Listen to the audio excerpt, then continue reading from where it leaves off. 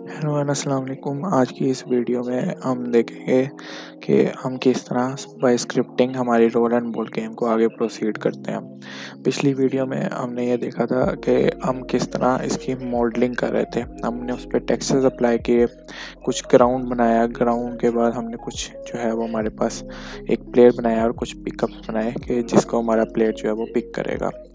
तो इस वीडियो में हम देखेंगे कि हम इसको हम गेम प्ले को चलाएंगे कैसे। तो हम उसके लिए क्या करेंगे, हमें कुछ स्क्रिप्ट्स बनानी पड़ेंगी जो कि सी शार्प लैंग्वेज यूज़ होती है यूनिटी में, उस पे बनेगी। ठीक है, सबसे पहले आपने काम क्या करना है कि आपको विजुअल जो है वो स्टूडियो करना पड़ेगा। बाय डिफ़ॉल्ट यूनिटी के साथ आता है, अगर आपने नहीं किया हुआ तो आपको वो करना पड़ेगा। उसके बाद आपने क्या करना है, वो करने के बाद आपने प्रेफरेंसेस में जाना है। एडिट में जाके प्रेफरेंसेस में जैसे जाओगे ना, तो यहाँ पे एक्सटर्नल टूल्स की ऑप्शन आएगी। बाय डिफ़ॉल्ट ये जनरल पे होता है, आपको शिफ्ट करना पड़ेगा एक्सटर्नल टूल्स पे। और एक्सटर्नल टूल पे आने के बाद यहाँ पे आपको फिर वो अपना एडिटर डालना पड़ेगा। मेरे पास बाय डिफ़ॉल्ट 2 इंस्टॉल है, तो आप किसी पे भी करके जो है क्लिक करके ओपन करेंगे। और वो सिलेक्ट करने के बाद आपको यहाँ पे जनरेट प्रोजेक्ट फाइल्स करना पड़ेगा। इससे ये होगा कि आपका जब भी कोई कोड यानी कि कोई स्क्रिप्ट आप ओपन करते हो तो वो आपकी इस विजुअल कोड पे ओपन हो जाएगी और बाय डिफ़ॉल्ट वो आपको रेफरेंसेस भी प्रोवाइड कर देगा। ठीक है, अगर किसी ने मॉडलिंग देखने की किस तरह हमने मॉडलिंग की थी तो वो प्रीवियस वीडियो देख सकता है। अदरवाइज़ हम जो है वो इसको नेक्स्ट प्रोसीड करते हैं। अब सबसे पहले हमने क्या करना है, हमारे एसेट्स के अंदर हम एक फ़ोल्डर क्रिएट करेंगे।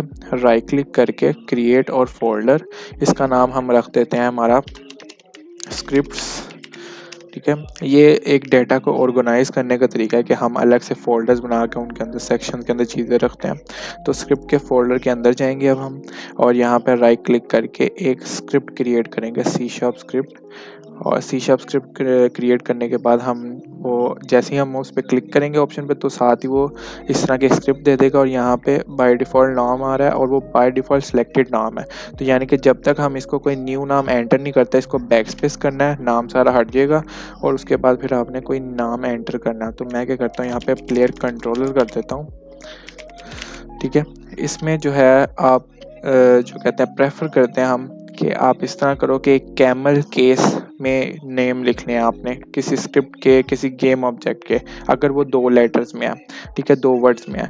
अब जिस तरह मेरे पास यहाँ पे एक प्लेयर है और एक कंट्रोलर है, 2 नाम है, तो मैं इसको कैमल केस क्या होता है कि आप स्टार्ट जो है पूरा वर्ड वो है स्मॉल लेटर में, और जो सेकंड का फर्स्ट लेटर यानी कि कंट्रोलर का सी, वो आप कैपिटल में रखो। ठीक है, वो एक कैमल केस बन जाएगा। तो मैं इसको जैसे ही मैं नाम लिख लिया मैंने, अब मैं इसको एंटर करता हूँ तो ये क्या करेगा, जनरेट कर देगा वो स्क्रिप्ट को। अब इसने स्क्रिप्ट जनरेट कर दी, तो जैसे ही मैं स्क्रिप्ट पे क्लिक करता हूँ तो इसके इंस्पेक्टर में मुझे शो हो रहा है कि ये कोड बाय डिफ़ॉल्ट इसके अंदर लिखा हुआ आ रहा है। ठीक है, और उसके बाद ये कुछ कंपाइलिंग करेगा। कंपाइलिंग करने के बाद ये हमारे पास इस तरह आ जाएगा। अब हम इसको डबल क्लिक स्क्रिप्ट के ऊपर करेंगे। वो करने से पहले हम क्या करेंगे, अपने प्लेयर के हायरार्की में जाके प्लेयर के जो गेम ऑब्जेक्ट हमारे पास, उसके अंदर स्क्रिप्ट को ड्रॉप कर देंगे यहाँ से ड्रैग करके, सिंपल इस तरह। ठीक है, और ये करने के बाद अब हमारी स्क्रिप्ट अप्लाई हो गया। अब हम इस स्क्रिप्ट के अंदर जो चेंजेस करेंगे वो हमारे जो गेम ऑब्जेक्ट है जिसके ऊपर स्क्रिप्ट लगी है प्लेयर का, वो उसकी फंक्शनैलिटी परफॉर्म करेगा। तो हम क्या करते हैं, डायरेक्टली यहाँ से भी जा सकते हैं, डबल क्लिक करके अपनी स्क्रिप्ट को ओपन कर सकते हैं। अदरवाइज़ अगर हमारे पास यहाँ पे लगे तो यहाँ से भी हम इस स्क्रिप्ट के अंदर आ गए, यहाँ जहाँ स्क्रिप्ट लिखा हुआ है इसके आगे हम प्लेयर कंट्रोल पर डबल क्लिक करके इसको ओपन कर सकते हैं। तो जैसे ही मैंने डबल क्लिक किया तो इसने क्या किया, मेरे विजुअल कोड को, विजुअल स्टूडियो को ऑटोमेटिकली ओपन किया। और ओपन करने के बाद यह वो स्क्रिप्ट जो है वो मेरे पास यहाँ पे ऑन कर देगा। तो ये मेरे पास आ गई पूरी स्क्रिप्ट। ठीक है, अब ये बाय डिफ़ॉल्ट कुछ चीज़ें हैं जो हम जो है थोड़ा बहुत इसका इंट्रो देख लेते हैं। ये है क्या चीज़, ये कुछ लाइब्रेरीज़ हैं जो बाय डिफ़ॉल्ट लगती हैं। ठीक है, और बाय डिफ़ॉल्ट लाइब्रेरीज़ का मतलब है कि हम जो भी चीज़ यहाँ पे यूज़ करेंगे वो बाय थ्रू लाइब्रेरीज़ ही हम यूज़ करेंगे, कोई बिल्ट इन फंक्शनैलिटीज़ वगैरह जो हम फंक्शंस वगैरह यूज़ कर सकते हैं। तो उसके बाद हमारे पास आती है पब्लिक क्लास। पब्लिक क्लास क्या होती है, क्लासेस बनती हैं जैसे हमारी नॉर्मल क्लासेस होती हैं, और आगे क्लासेस का नाम है, और ये इनहेरिट हुआ हुआ हमारे पास मोनो बिहेवियर से।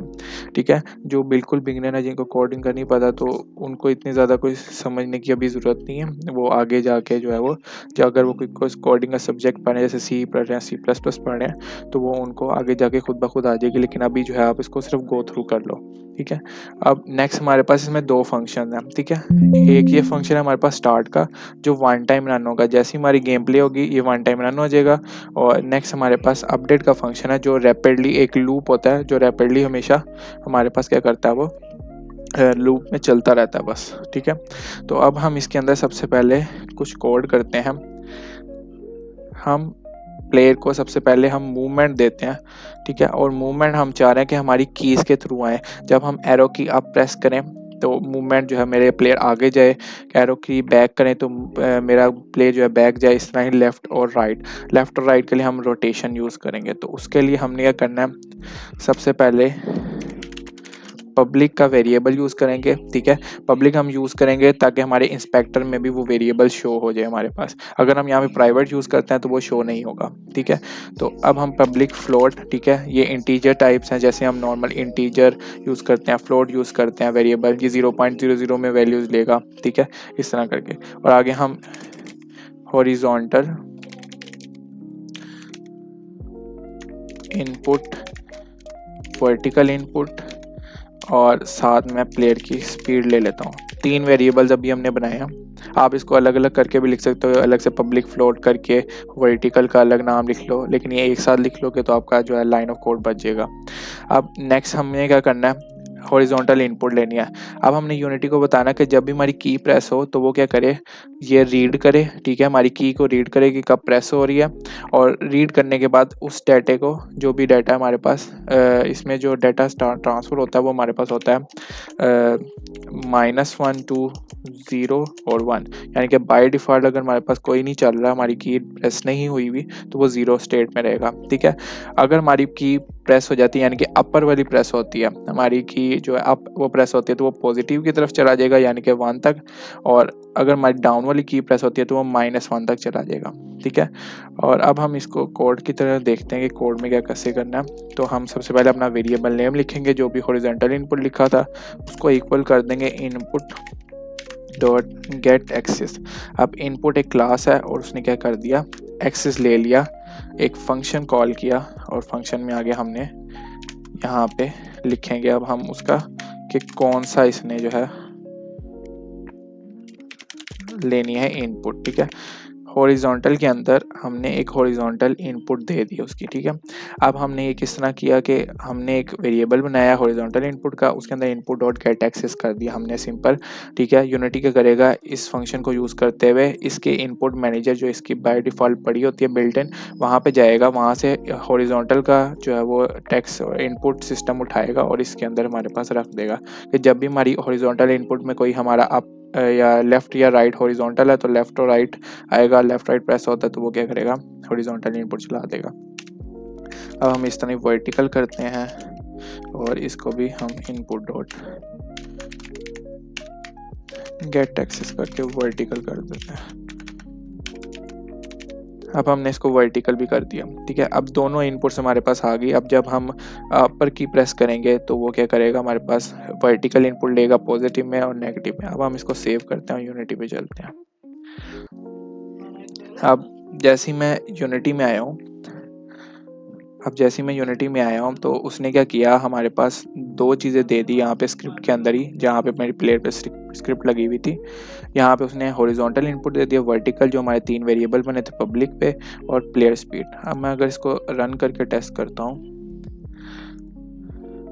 तो ये लोड होने के बाद मेरे पास कुछ इस तरह का आएगा, ठीक है। अभी कोई फंक्शनैलिटी हमने बताई नहीं, हम सिर्फ इनपुट दे रहे हैं और उसको पब्लिकली दिखा रहे हैं। तो मैं अगर यहाँ पे अपनी अप एरो की जो है वो प्रेस करता हूँ तो उसने क्या किया, वर्टिकल इनपुट के अंदर 1 कर दिया, ठीक है। और ये 0 पॉइंट यानी कि फ्लोटिंग वैल्यू में जा रहा है आहिस्ता आहिस्ता। उसके बाद अगर मैं डाउन वाली प्रेस करता हूँ तो वर्टिकल -1 पे चला जाएगा। इसी तरह हॉरिजॉन्टल अगर मैं राइट प्रेस करता हूँ तो वो हॉरिजॉन्टल का 1 कर देगा, और अगर लेफ्ट करता हूँ तो वो हॉरिजॉन्टल का -1 कर देगा, ठीक है। उसके बाद हम क्या करेंगे, इसको फंक्शनैलिटी आगे फर्दर करते हैं। अब हमने इस जो है इनपुट से इसको अपने कैरेक्टर को जो है वो प्लेयर को मूव करवाना है। तो हम जो है ट्रांसफॉर्म का यूज़ करेंगे, transform dot translate vector 3 dot forward. ठीक है, यहाँ पे क्या करेगा, यूनिटी आएगा हमारे ट्रांसफॉर्म के पास, यानी कि जिस पे भी स्क्रिप्ट लगी हुई है उसके इंस्पेक्टर में जाएगा, उसका ट्रांसफॉर्म कंपोनेंट देखेगा और उसको देखने के बाद वो क्या करेगा, ट्रांसलेट कर देगा, यानी कि उसकी पोजीशन को पकड़ेगा, पोजीशन के 3 पैरामीटर्स, और वेक्टर 3 डॉट फॉरवर्ड हमने उसको बताया। तो फॉरवर्ड का हमेशा फंडा होता है कि वो कहता है कि जो जेड एक्सिस है, जेड एक्सिस का पॉजिटिव वैल्यू है आपने उसकी तरफ मूव कर देना है। और यहाँ पे आगे मल्टीप्लाई हम कर देंगे टाइम डॉट डेल्टा टाइम। एक स्मूथनेस देने के लिए हम time dot delta time use करते हैं, और मल्टीप्लाई हम प्लेयर की स्पीड कर देंगे कि आपने कितनी स्पीड से मूव करना है। ठीक है, ये अभी 3 चीज़ें हमने दी, हम सिर्फ उसको जो है वो मूव करवा रहे हैं फॉरवर्ड डायरेक्शन में। ठीक है, ट्रांसलेट किया हमने, फॉरवर्ड कर दिया और प्लेयर की स्पीड बता दिया। अब हम इसको रन करते हैं। अब यहाँ पे हमें कोई ना कोई स्पीड देनी पड़ेगी, तो हम क्या करते हैं, लेट्स से 5 दे देते हैं अभी, और इसको रन करके टेस्ट करते हैं।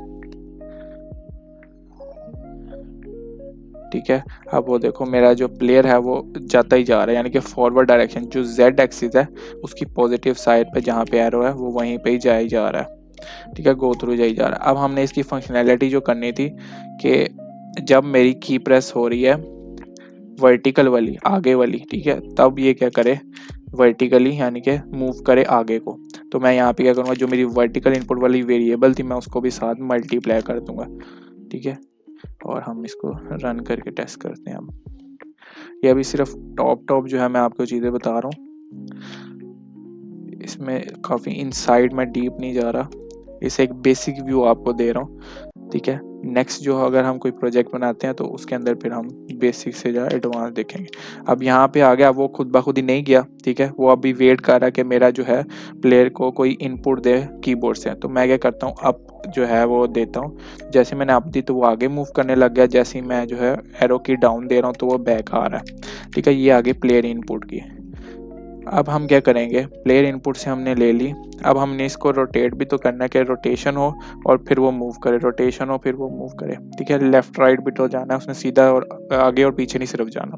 तो उसके लिए क्या करेंगे, फिर हम transform dot rotation tool use करेंगे। ठीक है, अब वो क्या करेगा, यूनिटी इसके ट्रांसफॉर्म के पास आएगा, इसकी रोटेशन टूल को पकड़ेगा। ये रोटेशन में 3 हमारे पास पैरामीटर्स हैं, तो इसी तरह यहाँ पे भी फिर हम वेक्टर 3 दे देंगे डॉट, अब देंगे हम यहाँ पे और मल्टीप्लाई कर देंगे हॉरिजॉन्टल के साथ, मल्टीप्लाई फिर से टाइम डॉट डेल्टा टाइम के साथ एक स्मूथनेस लेने के लिए, और मल्टीप्लाई कर देंगे, इसका एक टर्न स्पीड बनाएंगे हम।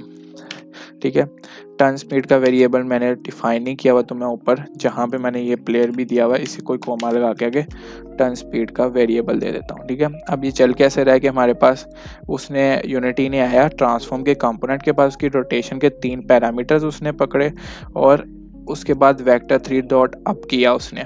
ठीक है, अब अप क्यों किया मैंने, अब जब वो करता है तो वो वाई एक्सिस को देखेगा। अब वाई एक्सिस की रोटेशन जब भी होगी, यानी कि जो हमारे पास टूल यूज़ होता है इसकी रोटेशन का, ये जो रोटेशन टूल है, जैसे ही मैं शिफ्ट करता हूँ तो ये वाई एक्सिस इस तरह, तो मुझे कुछ इस तरह की रोटेशन चाहिए कि मेरा प्लेयर इस तरह रोटेट हो और फिर आगे जाए, फिर इस तरह रोटेट हो तो फिर आगे जाए। तो अगर मैं कोई और एक्सिस चूज़ करता तो वो फिर इस तरह रोटेशन देने लग जाना था, जिसकी वजह से मेरा प्लेयर जो है वो रोटेट नहीं होना था, यानी कि किसी और डायरेक्शन में नहीं जाना था। तो इसलिए मैंने इसको चूज़ किया। अब करने के बाद फिर मैंने वही हॉरिजॉन्टल इनपुट दे दी कि जब मेरे लेफ्ट और राइट की प्रेस हो तब ये मूव करे, और मैंने साथ एक टर्न स्पीड दे दी कि इतनी स्पीड के साथ इसने मूव करना। अब मैंने इसको सेव किया, यूनिटी में गया, तो यहाँ पे स्क्रिप्ट के अंदर उसने एक टर्न स्पीड दी हुई है, तो मैं इसको क्या करता हूँ 50 दे देता हूँ, और फिर मैं क्या करता हूँ इसको रन करता हूँ। अब मैं इसको रन कर रहा हूँ तो ये देखो मैं जब लेफ़्ट और राइट मूव कर रहा हूँ तो मेरा प्लेयर जो है वो रोटेट भी कर रहा है और आगे भी जा रहा है। ठीक है, अब ये बिल्कुल हमारा जो है वो इस तरह रोटेशन भी दे रहा है साथ साथ। ठीक है, अच्छा, अभी हमारे पास एक मसला आ रहा है कि जब भी हम किसी बॉक्स के साथ टच करते हैं तो वो क्या करता है, हमारे पास हमारे प्लेयर को जो है वो उसकी जो है वो डायरेक्शन से हटा देता है, ये देखो इस तरह करके। उसके बाद हमारे पास जो है वो हमारी डायरेक्शन जो है, यानी कि हमारी मूवमेंट ख़राब हो जाती है उस वजह से। तो हम इसको रिस्ट्रिक्ट कर देंगे, इसकी जो है वो एक्सिस को रिस्ट्रिक्ट कर देंगे। और वो कैसे करेंगे, हम यहाँ कॉन्स्टेंट्स में आएंगे, हमारी रिजिड बॉडी के अंदर कॉन्स्टेंट्स होते हैं। तो हम क्या करेंगे, इसकी रोटेशन एक्स और जेड से ठीक है, रिमूव कर देंगे। वाई हम जो है हमारी रोटेशन में अप जो है वो यूज़ करें, इसलिए हम उसको नहीं करेंगे। अगर आपने उसको कर दिया तो ये रोटेट नहीं करेगा। और बाकी पोजीशन को हमने रखना है, क्योंकि हमने हर पोजीशन में जाना है, यानी कि हमने एक्स एक्सिस में जाना, वाई में भी और जेड में भी जाना है। वाई को करना चाहो आप कर सकते हो पोजीशन में, क्योंकि हमने जंप वाला फंक्शन जो है अभी नहीं बनाया हुआ, तो इसलिए। अब यहाँ पे देखो मेरे पास जो है वो अब वो वाली रोटेशन नहीं दे रहा जैसी वो पहले दे रहा था, ठीक है। अब हम क्या करेंगे, ये कुछ हमने देखा कि हमने किस तरह उसको जो है वो रोटेशन दी हमारे प्लेयर को, ठीक है। अब हम नेक्स्ट वीडियो में देखेंगे कि हम किस तरह हमारे पिक केबल्स को कुछ जो है वो फीचर्स देते हैं कि वो साथ साथ रोटेट करते हैं, और जैसा मेरे प्लेयर जो है वो उसके साथ कोलाइड करे तो वो क्या करे, हमारे पास काउंट कर ले हमारी वैल्यू कि भाई उसने कोलाइड किया और वो काउंट पिक कर रहा है और उसको डिस्ट्रॉय कर रहा है, ठीक है। तो यहाँ तक यही था।